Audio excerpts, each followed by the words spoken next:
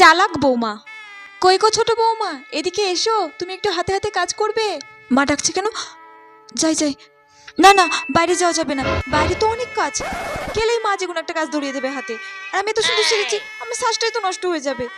না না, কিছু একটা বাহানা করতেই হবে। মা, আমি একটু পরে আসছি, আমি এখনো রেডি হইনি। আচ্ছা এসো। দিদি ভাই, আই এম সো সরি, আমি রেডি হতে গিয়ে তোমার হাতে হাতে সাহায্য করতেই পারলাম না। আরে তোকে কোনো চিন্তা করতে হবে না ছোট, আমি সব কাজ করে নিয়েছি এদিকে, আর কোনো কাজ বাকি নেই। তুমি কিছু মনে করো? আরে না না, সব কাজ হয়ে গেছে, না আরো কোনো কাজ বাকি আছে দিদি ভাই। আরে এই তো পিসেমশাই একটু চা খাবে বললো, আমি একটু চা করে দিয়েছি, সব কাজ হয়ে গেছে, তোকে কোনো চিন্তা করতে হবে না, তুই বস। আর মাকে একটু বলে দিস তো সব কাজ হয়ে গেছে, ঠিক আছে? ঠিক আছে। আমার চালাকি তো কেউ ধরতেই পারবে না, আমি তো কোনো কাজ করলামই না। এখন শাশুড়ি মার কাছে গিয়ে আমি ভালো সাজবো। মা, আমি আর দিদি ভাই মিলে সব কাজ করে নিয়েছি, আপনাকে কোনো চিন্তা করতে হবে না, আপনি ওই দিকটাই দেখুন, আমরা এদিকে আছি। আচ্ছা ঠিক আছে ছোট বৌমা।